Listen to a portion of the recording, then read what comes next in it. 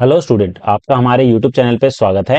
आज के इस वीडियो में हम क्लास 9th की मैथ्स का जो मिड टर्म का एग्जाम हुआ था 2024 और 25 में, उसके क्वेश्चन को डिस्कस करेंगे। देखेंगे किस टाइप के क्वेश्चन जो है पूछे गए थे। तो यहाँ पर इस क्वेश्चन पेपर के अंदर हमारे पास पहला जो सेक्शन है, ठीक है, 1 से लेके 20 तक का वो 1 मार्क्स का है। ठीक है, उसके बाद 21 से लेके 25 तक 2-2 मार्क्स के क्वेश्चन होंगे।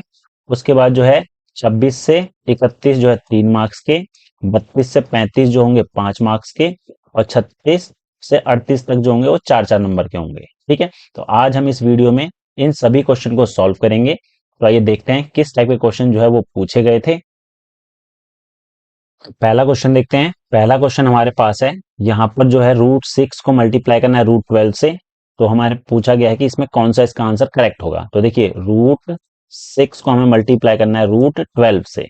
ठीक है, तो देखिए अगर मैं इसको मल्टीप्लाई ना करके इसके पहले प्राइम फैक्टर निकालें, तो रूट के अंदर जो हमारे पास 6 है इंटू 12 है। ठीक है, अब इसके मैं प्राइम फैक्टर निकाल लूं तो हमारे पास 6 के जो फैक्टर आएंगे 2 इंटू 3 आएंगे, 12 के आएंगे। 12 के अगर हम प्राइम फैक्टर इस तरीके से निकालें, 12 से करा 2 से करा 6, फिर 2 से करा 3, 3 से करा 1। ठीक है, तो 2 इंटू 3 लिख सकते हैं। अब हम रूट से वो नंबर लिखाएंगे जिसके पेयर बन रहे हैं। एक 3 का पेयर बन रहा है तो 3 बाहर आ गया, एक 2 का पेयर बन रहा है तो एक 2 भी बाहर आ गया। तो रूट में हमारे पास क्या बचा जिसका पेयर नहीं बचा? 2। तो आएगा 6√2 इसका आंसर होगा। तो ऑप्शन नंबर 20 का करेक्ट हो जाएगा। अगला क्वेश्चन देखते हैं। अगला जो क्वेश्चन है, इसमें बोला गया है एक बिंदु Q का भुज ऋणात्मक तथा कोटि धनात्मक है, वह चतुर्थांश जिसमें बिंदु है। ठीक है, abscissa of a Q is negative. देखिए, आप सबसे पहले आपको पता होना चाहिए एब्सिसा और ऑर्डिनेट, मतलब भुज और कोटि क्या होता है। एब्सिसा जो है भुज होता है हमारा एक्स कोऑर्डिनेट, और जो कोटि है ऑर्डिनेट वो होता है वाई कोऑर्डिनेट। अब इसमें ये बोला है कि एब्सिसा जो है वो नेगेटिव है और जो ऑर्डिनेट है वो पॉजिटिव, मतलब वाई जो है वो प्लस में है। तो माइनस प्लस हमारा किस क्वाड्रेंट में आएगा? तो हमारे पास 4 क्वाड्रेंट होते हैं। फर्स्ट में दोनों पॉजिटिव होते हैं, सेकंड क्वाड्रेंट में माइनस और प्लस होता है, थर्ड में जो है हमारा है दोनों माइनस होते हैं, और फोर्थ क्वाड्रेंट में हमारे पास प्लस और माइनस होता है। तो पहला माइनस और दूसरा प्लस, तो ये सेकंड क्वाड्रेंट इसका करेक्ट आंसर हो जाएगा। अगला क्वेश्चन हमारे पास है, इसमें ये बोला गया है कि वह बिंदु जिस पर रेखीय समीकरण 2x minus 3y equal to 6 का आलेख x अक्ष को काटता है। ठीक है, x अक्ष को काटेगा तो यहां पर जो है y जो है वो 0 होना चाहिए। ठीक है, x अक्ष पे अगर हम काटेगा तो y 0 लेना पड़ेगा। तो 2x minus 3y equal to 6 है, तो y 0 लेंगे तो 2x minus 3 into 0 equal to 6। तो 2x आ गया 6, तो x की वैल्यू कितनी होगी? 3 होगी। तो हमारे पास जो कोऑर्डिनेट आएगा वो आएगा x3 और y 0। तो ऑप्शन नंबर जो है हमारा डी इसका करेक्ट हो जाएगा। अगला क्वेश्चन देखते हैं। अगला क्वेश्चन है, किसी बिंदु के चारों ओर बने सभी कोणों का योग है the sum of all angles around a point. ठीक है, पॉइंट के चारों ओर, ये एक पॉइंट है। अगर मैं यहाँ पे इस पॉइंट से लाइन खींचूं तो ये भी 90, ये भी 90, ये भी 90, ये भी 90। ठीक है, तो पूरा ये सर्कल बनेगा तो कितने का बनेगा? 360 डिग्री का बनेगा। अगला क्वेश्चन हमारे पास है, इसमें बोला गया है कि 3x इक्वल टू 4 को दो चर वाले रेखीय समीकरण के रूप में व्यक्त करने पर निम्न प्रकार लिखा जाता है। तो देखिए, दो चर वाले रेखिक समीकरण, ठीक है, two linear equation in two variable form में लिखना है। तो वो होती है हमारे पास ax plus b y plus c equal to 0। इस फॉर्म में लिखें तो इसमें से कौन सा इसका आंसर करेक्ट होगा, ये पूछा गया है। तो हमें दे रखा है 3x इज इक्वल टू 4। अब ये 4 है, 4 को मैं इस तरफ लाऊं तो हो जाएगा 3x माइनस 4 इक्वल टू 0। ठीक है, अब देखिए x तो है लेकिन y नहीं है, तो 3x plus 0 into y minus 4 equal to 0। तो ये हमारी स्टैंडर्ड फॉर्म हो गई, ax plus b y plus c equal to 0। तो इसमें देख लेते हैं कौन सा जो है ऑप्शन से मैच कर रहा है। तो यहां पर देखिए 3x plus 0y minus Y, इसमें कोई नहीं है। तो देखिए अगर मैं यहां पर माइनस कॉमन लेके हटा दूं, माइनस कॉमन लूं तो ये माइनस 3x हो जाएगा। ठीक है, माइनस 3x हो गया। ये हमारा 0 है तो इसको माइनस या प्लस कुछ भी लिख सकते हैं, 0y, और ये प्लस का y इक्वल टू 0। तो ये वाला जो ब्रैकेट के अंदर वाला ऑप्शन है, ऑप्शन नंबर बी से मैच हो रहा है। तो ये हमारा इसका आंसर हो जाएगा, क्योंकि y का जो कॉफिशिएंट है वो 0 इसी में दे रखा है। अगला क्वेश्चन हमारे पास है, अगला है वह कोण जो अपने संपूरक कोण का 5 गुना है, the angle which is 5 time it's supplement. तो पहला एंगल अगर मैं x मानूं तो दूसरा हमारा 5x होगा, और सप्लीमेंट एंगल का सम होता है 180, तो x plus 5x equal to कितना हो जाएगा 180। तो ये हो जाएगा हमारे पास 6x इक्वल टू 180, तो x की वैल्यू कितनी हो जाएगी 180/6, इसको काट देंगे 30 आ गया। ठीक है, x तो आ गया हमारे पास 30, तो 5x कितना हो जाएगा 5 गुना 30, 5 दिए 15, 150। तो पूछा क्या था, वह कोण जो अपने संपूरक कोण का 5 गुना है, तो 30 का जो 5 गुना हमारे पास है कितना 150, तो ऑप्शन नंबर ए इसका करेक्ट हो जाएगा। नेक्स्ट क्वेश्चन है 7/5 का दशमलव निरूपण है, अगर इसको हम 7/5 को डेसिमल में लिखें तो क्या होगा, तो देखिए 7/5 है तो 7 को 5 से करेंगे डिवाइड, 5 एकम 5 माइनस किया 2, ये पॉइंट हो गया 0, 5 चौक 20। ठीक है, तो अब देखिए 1.4 आ रहा है और रिमाइंडर 0 बच रहा है, तो ये हमारा हो जाएगा टर्मिनेटिंग डेसिमल। ठीक है, टर्मिनेटिंग डेसिमल हो जाएगा हमारा ऑप्शन नंबर बी। अगला क्वेश्चन है, समीकरण 2x plus 1 equal to x plus 5 का हल है। अगर मैं इसको सॉल्व करूं 2x plus 1 equal to x plus 5, तो 2x, x यहाँ प्लस का है तो इधर आकर माइनस का हो जाएगा बराबर 5, और ये एक इधर जाएगा तो ये माइनस का हो जाएगा, x बराबर 4 हो गया, तो इसका हल हो जाएगा ऑप्शन नंबर 20 का करेक्ट हो जाएगा। नेक्स्ट है क्वेश्चन, अब यहां बोला गया है कि एंगल एक्स वाई जेड जो है 135 डिग्री है, तो उसका रिफ्लेक्स एंगल बताना है। तो देखिए यह एक प्रतिवर्ती कोण बोला है, तो इसका रिफ्लेक्स या प्रतिवर्ती कोण पूछें, रिफ्लेक्स या फिर प्रतिवर्ती दोनों का नाम सेम ही है, तो हमें करना क्या है, जो भी एंगल दे रखा है उसको 360 में से घटा दो। ठीक है, 360 में से अगर मैं 135 घटाऊं तो कितना आ जाएगा, 10 में से 5 गए 5, 5 में से 3 गए 2, और 3 में से 1 गए 2, तो 225 जो है इसका करेक्ट आंसर हो जाएगा। नेक्स्ट क्वेश्चन हमारे पास है, 1 में √2 प्लस 3 के हर का परिमेयकरण के लिए इनमें से गुणा करेंगे। ठीक है, इसमें से किसको गुणा करेंगे, तो देखिए अगर हमें दे रखा है 1/√2 प्लस 3, तो हमें गुना किससे करना पड़ेगा, जो भी नीचे वाला नंबर है 1/√2 प्लस 3 है, तो इसे हम किससे गुना करेंगे, माइनस साइन कर देंगे इसको, √2 माइनस 3, √2 माइनस 3, इससे गुना करेंगे, तो ऑप्शन नंबर जो है हमारा डी इसका करेक्ट हो जाएगा। अगला है, अगला बोला गया है the angle between both coordinates axis is, तो दोनों कोऑर्डिनेट एक्सिस एक्स एक्सिस हो गया, ये वाई एक्सिस, इनके बीच में एंगल जो बनता है वो कौन सा होता है 90 डिग्री का राइट एंगल। अगला क्वेश्चन देखते हैं, नेक्स्ट क्वेश्चन जो है इसमें बोला गया है, यदि -2 जीरो रेखीय समीकरण 2x प्लस 3y बराबर k, ठीक है, का हल है, तो k का मान बताओ क्या होगा।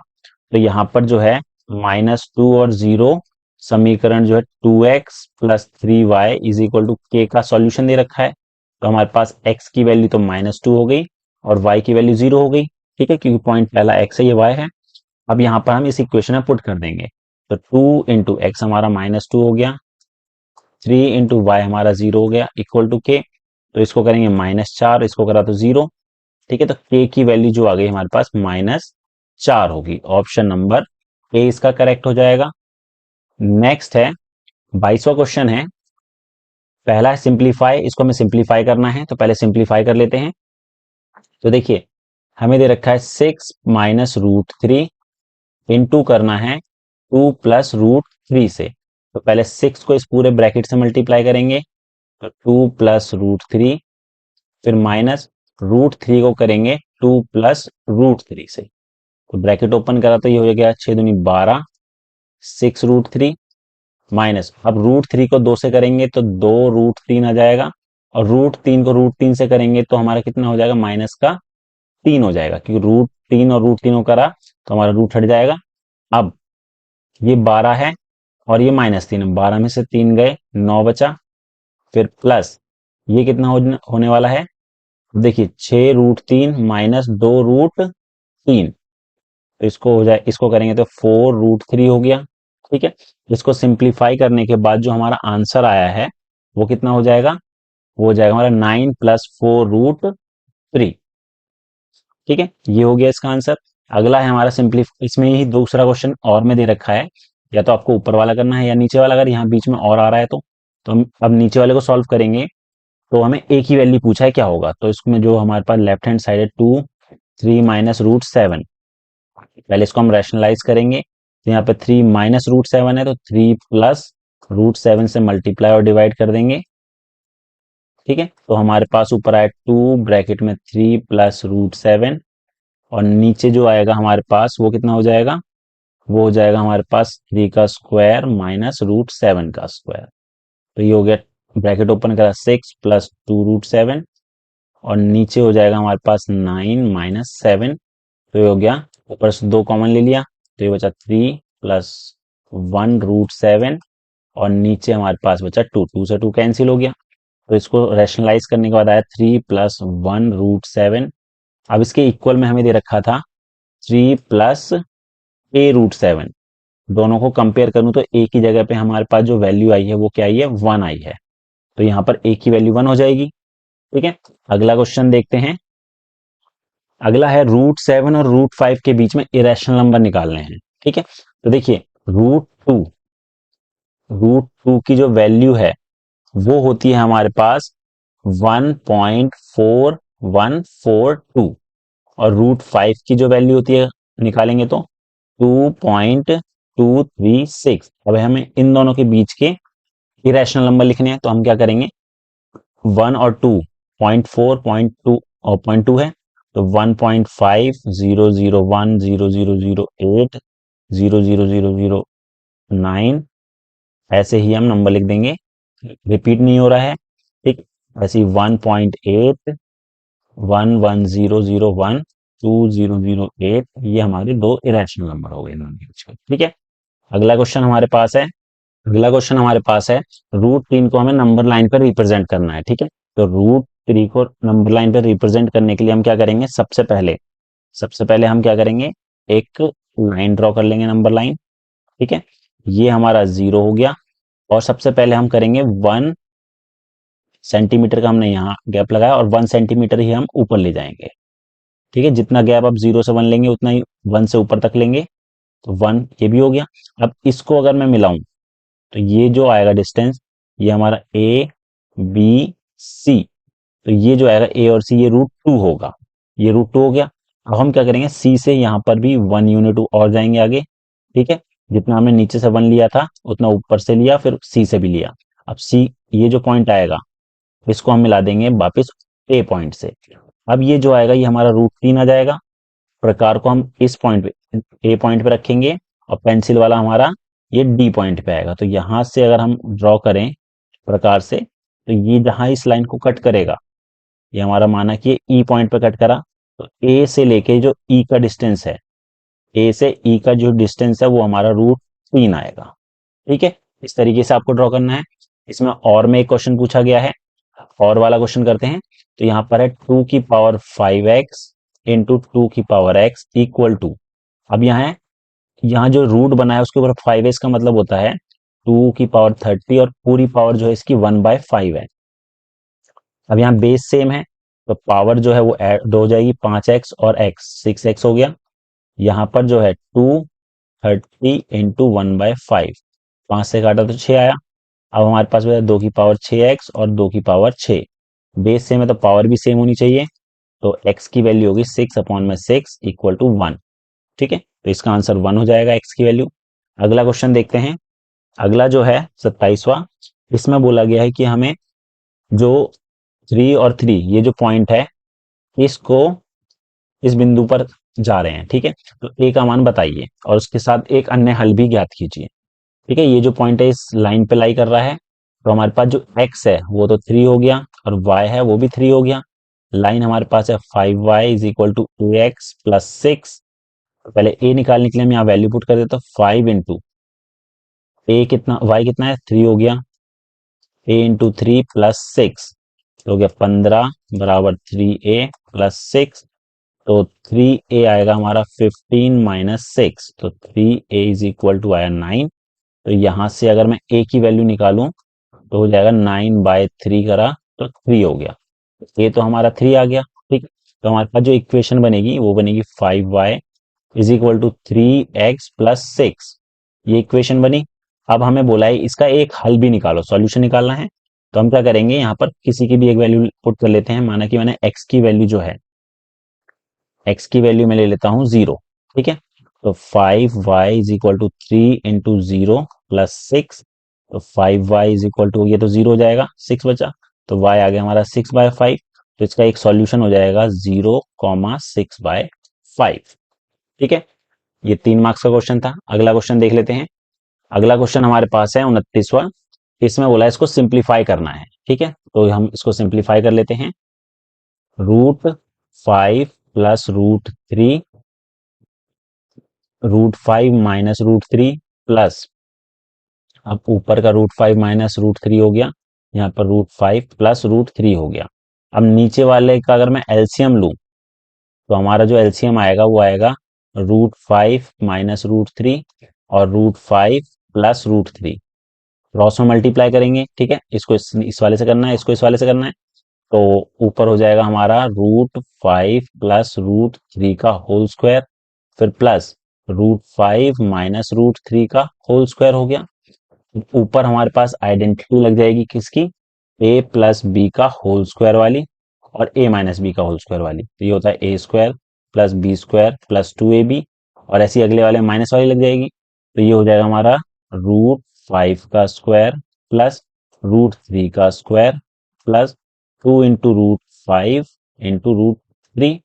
ऐसी नेक्स्ट वाले माइनस वाले लगाएंगे तो √5 का स्क्वायर प्लस √3 का स्क्वायर -2 √5 × √3, ये हो गया। और नीचे हमारे पास आइडेंटिटी लगेगी a² - b², 5² -√3 का स्क्वायर, ये हो गया। तो देखिए ऊपर बचेगा हमारे पास ये 5 + 3 + 2 √15 प्लस ये भी 5 + 3 -2 √15, और डिनोमिनेटर में ये 5 हो जाएगा और ये 3 हो जाएगा। तो ये तो कैंसिल हो गया। इन सबको जोड़ेंगे तो हमारे पास कितना आ रहा है, ये हमारा 16 हो जाएगा और ये हमारा 2, कैंसिल करा तो इसका आंसर आ गया 8। ठीक है, ये 29वां क्वेश्चन था। हमारे पास है बिंदु -3 और 7 किस चतुर्थांश में स्थित है, यदि इस बिंदु से एक्स एक्स व वाई एक्स पर क्रमश PM व PN लंब डालें तो बिंदु M व बिंदु N के निर्देशांक लिखिए। तो इसको हम किस तरीके से करेंगे, सबसे पहले हम इसको ग्राफ बनाएंगे। यहाँ पर मैंने इस तरीके से इसका ग्राफ बना लिया है। ये हमारा एक्स एक्सिस हो गया और ये वाई एक्सिस हो गया। ठीक है, तो इसका पॉइंट लिख लेते हैं पहले। ये 1 2 3 4, यहाँ पर ये 1 हो गया, ये 2 3 4 5 6 7 8, इस तरफ ये माइनस हो जाएगा, -1 -2 -3 -4 -5, इस तरीके से यहाँ भी -1 -2। ठीक है, अब हमारे पास जो पॉइंट है वो है -3 और 7। ठीक है, एक्स हमारा -3 और वाई 7 है, तो x -3 सेकेंड क्वाड्रेंट में और y हमारा ऊपर प्लस का, तो हम प्लस तक जाएंगे ऊपर। ठीक है, ये वाला जो कोऑर्डिनेट आएगा हमारा, ठीक है, ये हमारा हो गया P। तो ये हमारा -3 और 7। अब बोला है कि इससे, ठीक है, x पर अगर परपेंडिकुलर ड्रॉ करें, ये परपेंडिकुलर ड्रॉ कर दिया है, परपेंडिकुलर में 90 डिग्री बनेगा, ये हमारा M पॉइंट हो गया है। और y पे करेंगे तो ये हमारा बनेगा N। ठीक है, तो M और N के कोऑर्डिनेट पूछे क्या होंगे, तो M देखिए, M ये जो पॉइंट बनेगा -3 और 0 हो जाएगा। N जो होगा वो होगा हमारा 0,7 होगा। ठीक है, इस तरीके से क्वेश्चन नंबर 30 को सॉल्व करेंगे। अगला क्वेश्चन देखते हैं।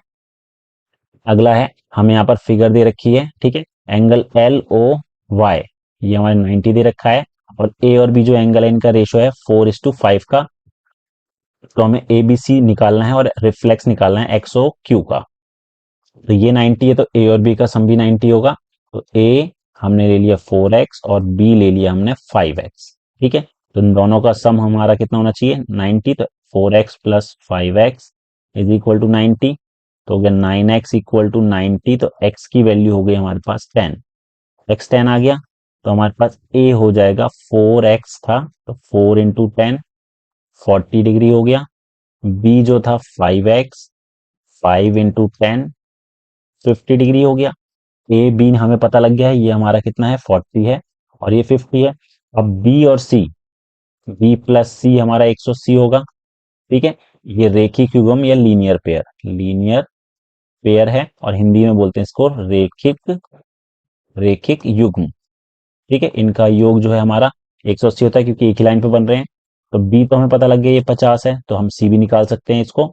180 से हम घटा देंगे इसको 50 को, तो हमारे पास सी कितना आ जाएगा 130 डिग्री आ गया। सी हमारा 130 हो गया, 130 डिग्री।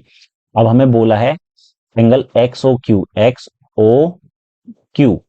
ठीक है, एंगल एक्स ओ क्यू का हमें निकालना है रिफ्लेक्स, रिफ्लेक्स प्रतिवर्ती कोण। उसको निकालने के लिए अगर देखिए एक्स ओ क्यू हमारा सी वाला ही है, ये 130 है, तो प्रतिवर्ती निकालना है 360 में से हम 130 को घटा देते हैं, तो हो जाएगा हमारा 230, 230 डिग्री इसका रिफ्लेक्स एंगल हो जाएगा।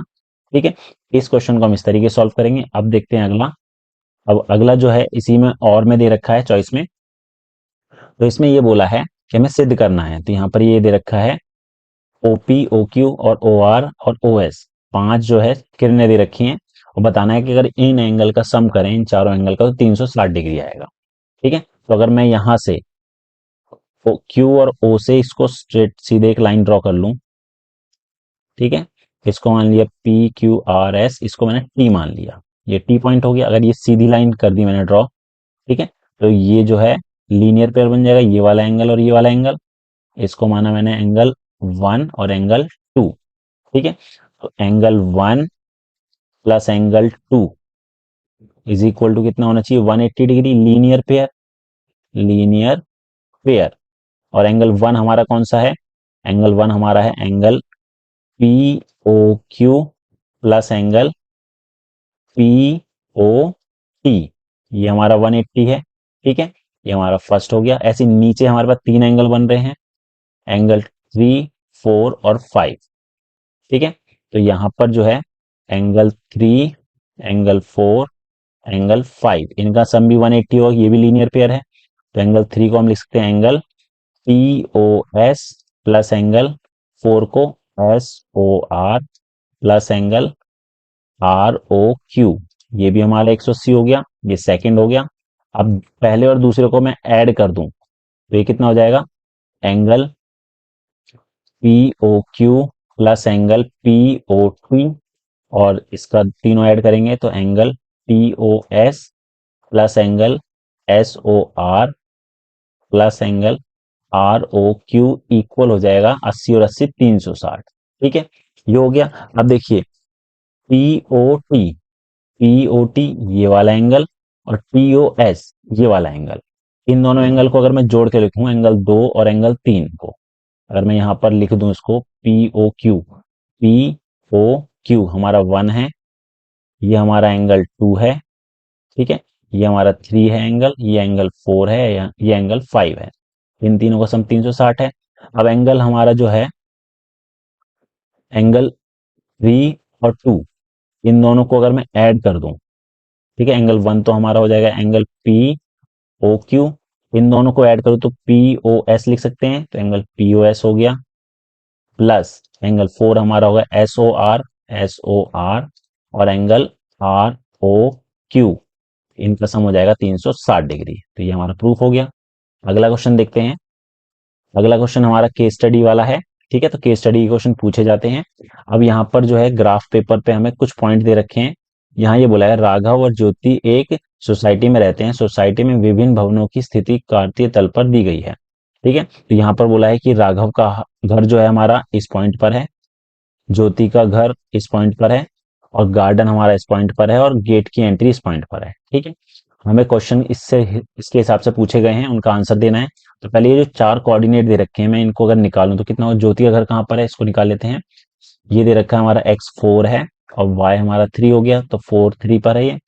और ये राघव का जो है -4 और 1 कोऑर्डिनेट, गेट की एंट्री जो है 0 -3 और गार्डन जो है 4 -2 पर है। ठीक है, अब क्वेश्चन देखते हैं। पहला क्वेश्चन है बगीचे के निर्देशांक, बगीचा किस पे 4 -3, तो इसका जो आंसर होगा वो होगा 4 - 2। ठीक है, गार्डन जो है 4 - 2 पर कोऑर्डिनेट पर है। राघव का घर किस चतुर्थांश में स्थित है? देखिए राघव जो है ये हमारा फर्स्ट क्वाड्रेंट है, ये सेकंड है, ये सेकंड है, ये थर्ड है और ये फोर्थ है। तो राघव हमारा सेकंड क्वाड्रेंट में है, तो इसका आएगा सेकंड क्वाड्रेंट में। प्रवेश द्वार के निर्देशांक लिखिए। तो प्रवेश द्वार के निर्देशांक है 0 - 3, तो 0 - 3 हो गया। और एक्स अक्ष के अनुदिश उसके दर्पण प्रतिबिंब के निर्देशांक भी लिखिए। अब इसका दर्पण प्रतिबिंब निकालें एक्स अक्ष से, तो ये 0 - 3 पर है, तो इसका जो आएगा -3, ये आएगा हमारा 0 + 3। इसका जो मिरर इमेज होगा वो होगा 0 + 3। ठीक है, ये हो गया। तो इस क्वेश्चन को हम ऐसे करेंगे। अगला क्वेश्चन देखते हैं। अगला जो क्वेश्चन है वो भी हमारा केस स्टडी का ही है। ठीक है, तो यहाँ पर जो फर्स्ट वाला है इसमें हम इसकी वैल्यू निकालनी है। तो हमें दे रखा है फर्स्ट वाले में 1 की पावर 0, 2 की पावर 0, 3 की पावर 0 और इस पूरे की पावर 0। किसी भी नंबर की पावर अगर 0 तो 1 होता है, तो 1 + 1 + 1, ये हो गया 3 की पावर 0 और इसकी वैल्यू भी 1 हो जाएगी। ठीक है, सेकंड देखते हैं। हमें बोला है 121 की पावर है 3/2 और यह 121 दे था। 121 को लिख सकता हूँ 11 की पावर 2 और होल पावर है 3/2, यहाँ भी 11 की पावर 2। ऊपर जो है 2 से 2 कट जाएगा, तो यह 11 की पावर 3 और नीचे 11 की पावर 2, तो यह 11 की पावर 3 - 2, 11 इसका आंसर हो जाएगा। ठीक है, थर्ड है हमारे पास, इसमें हमें इसको सिंप्लीफाई करना है। तो 625 है। ठीक है, 625 को अगर मैं सॉल्व करूं तो कितना आएगा? 625 को मैं लिख सकता हूँ 5 की पावर 4, 625 को, और इसकी पावर जो 0.16 है, 16 है, तो इसको लिखता हूँ 16/100। ठीक है, पॉइंट हटाया तो 100 हो गया। ऐसे यहाँ पर भी 5 की पावर 4 और होल पावर हो जाएगा 9/100। ठीक है, तो इसको और करेंगे तो ये कितना हो जाएगा हमारा 5 की पावर 4 को इससे काट देंगे तो कितना हो जाएगा 25। ये हो जाएगा 4 को 100 से काटा तो 25 बचा, तो रहेगा 16/25 गुना, यहाँ पे भी 4 को 100 से काटा तो यह है हमारा 5 की पावर 9/25। नीचे का सेम है तो पावर ऐड हो जाएगी, तो 16/25 और 9/25। ऊपर भी हमारा कितना आ जाएगा 5 की पावर 25/25 हो गया, तो ये हो जाएगा 5 की पावर 1। ठीक है, अब नीचे एक सिंप्लीफाई दे रखा है चॉइस में, हम इसको भी सॉल्व कर लेते हैं। तो 8 को हम क्या लिख सकते हैं? 8 को लिख सकते हैं हम 2 की पावर 3 और नीचे 216 है, तो 216 को हम क्या लिख सकते हैं? 216 को हम लिख सकते हैं 6 का क्यूब। ये 6 का क्यूब है, तो 6 की पावर 3 लिख सकते हैं और इसकी पावर है -1/3। फिर -1/में 81 को लिख सकते हैं 3 की पावर 4, होल पावर है -1/4। तो देखिए ये 3 से ये 3 कैंसिल हो गया, ये 4 से ये 4 कट गया, तो हमारे पास है 2 की पावर 3 और 6 की पावर -1। फिर ये आएगा -1/3 की पावर-1। अब ये जो है -1 है नीचे, तो इसको अगर माइनस हटाएंगे तो ऊपर पहुंच जाएगा। ऐसी 3 की पावर-1 ये भी ऊपर पहुंच जाएगा, तो हमारे पास क्या आएगा? ये 2 की पावर 3 इंटू 6 - 3, तो ये हो जाएगा 8 गुना 6 - 3, 8×6 = 48, -3 करा तो 45 इसका आंसर हो जाएगा। ये था हमारा 9th क्लास का मिड टर्म का क्वेश्चन पेपर जिसको हमने आज सॉल्व किया है। उम्मीद है आपको हमारा वीडियो पसंद आया होगा। Thank you.